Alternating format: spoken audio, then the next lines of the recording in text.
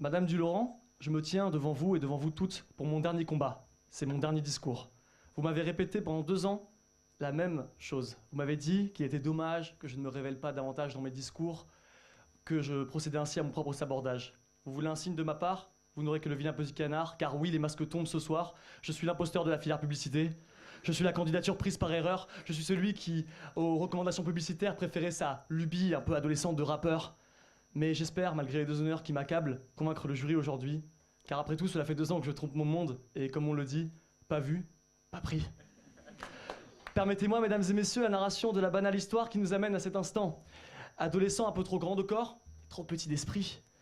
Avec les mots, je m'escrime, convaincu qu'engranger du vocabulaire déterminera la qualité du texte ainsi composé. Oh, que je me fourvoie, encouragé, aveuglé par le désir sournois de faire mes preuves, le même désir qui me pousse à laisser de côté mon inspiration au risque de laisser ma passion comme veuve.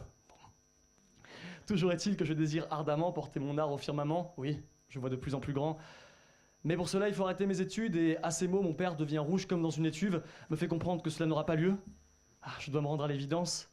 Il va falloir que je trouve un cursus, même si mon cœur saigne, afin qu'on accorde à mes ambitions l'attention que j'espère et que je fasse baisser l'attention de mon père. Cette recherche de diplôme m'amène devant le bien-aimé Jérôme Lafourcade, dont j'ignorais à ce moment-là le rôle prépondérant qu'il jouait dans l'institution qu'est l'IUT. Jérôme est un grand homme, un homme de jury, un homme de goût, mais un grand homme peut aussi faire des erreurs. Il en commis une qui restera dans les annales, celle de me laisser intégrer la filière ce jour-là.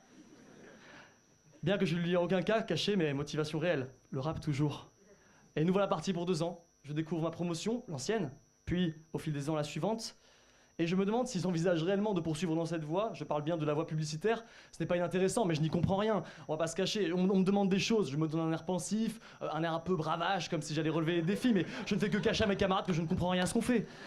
Intérieurement, je panique. Quand on me demande de promouvoir des assurances, des avions, des rasoirs gilettes, je suis sur la sellette, moi qui ne rêve que de scène. Quel comble! C'est pour ça que de temps en temps, je vais dans un autre bâtiment, rejoindre des personnes apaisantes. Chez eux, chez elles, l'herbe est plus pure, l'herbe est plus verte. L'herbe est plus verte, l'air est plus pur. L'air est plus pur, le ciel est plus bleu, la vie semble moins dure. Oui, je me remonte le moral auprès des carrières sociales. Et ça vous fait rire. Pourtant, je trouve dommage qu'on n'encourage pas plus ce partage entre les filières alors que tout le monde aura à y gagner. Mais je m'éloigne, tandis que les jours, les travaux de groupe, les pauses café s'enchaînent. Je m'accroche, me disant que j'aurai tout à loisir de me consacrer à d'autres choses qui ne me donnent pas l'impression amère d'avoir un QI équivalent à une pierre plus tard. Fort heureusement, je peux donner le change, car l'OCAS, lors des concours d'éloquence où je suis soutenu par ma classe, c'est là que mon ego peut prendre des vacances, j'arrive presque à donner l'impression que ma place n'est pas usurpée, mais oups, je suis ici et j'ai déjà tout avoué. Enfin, ça fait 2 ans et je ne pense pas, même en tant qu'escroc, que ces 2 années étaient de trop. Pourquoi? Car premièrement, j'ai appris des choses. Bon, des choses très vite oubliées et des choses très vite retenues. Car on n'a jamais assez appris et il n'y a que le sot qui pense qu'il a assez su. Ces compétences me permettront, je le sais, une certaine liberté à l'avenir. Elles m'éviteront par exemple d'engager des stagiaires sous-payés pour faire mon café et des Photoshop mal maîtrisés.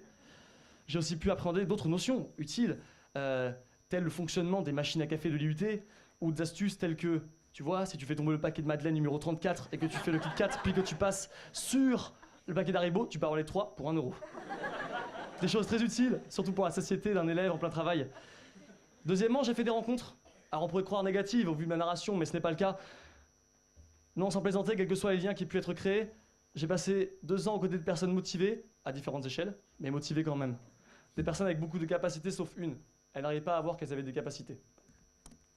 Côtoyer des personnes qui se donnent à fond pour leurs rêves et leurs objectifs, ça me donnait envie de ne pas être en reste, même si on m'a moins souvent vu faire du labeur que faire une sieste. Et cela m'a motivé. Donc troisièmement et dernièrement, j'ai pu puiser de l'inspiration. Spectateur d'une routine, de la vie d'autres personnes pendant 2 ans, j'ai eu d'autres idées de phrases, d'autres idées de thèmes, des idées qui mettent en extase, des jeux de mots que l'on aime lorsque le cœur s'écrase. Et malgré un débit verbal somme toute incontrôlable, que je peine encore à contrôler maintenant, on a bien voulu prendre le temps de m'écouter et on m'a même encouragé à le faire. À m'exprimer, j'entends.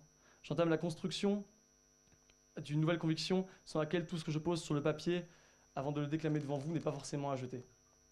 J'ai donc acquis des compétences utiles, un regard de motivation, un renouvellement de l'inspiration. Mes détracteurs diront blablabla, merde, je m'en fiche. Je veux dire, maintenant, on va arrêter de parler avec des rimes parce que je ne parle pas comme ça. Ok, personne ne parle comme ça d'ailleurs. Je veux dire, maintenant que je suis là, moi je vais le dire, merde, il n'y a plus rien écrit sur les feuilles, on s'en fout. Je voulais juste dire, c'est la fin de mon discours, c'est le dernier. Alors, je suis l'escroc, je suis entré par la fenêtre, je pars par la porte, je vous ai côtoyé, quelles que soient les choses qui puissent créer. Vous étiez là pendant 2 ans et vous m'avez écouté jusqu'au bout. Pour vous, c'était peut-être rien, pour moi, c'était beaucoup. Alors, fière publicité, Bordeaux-Montaigne, merci pour tout.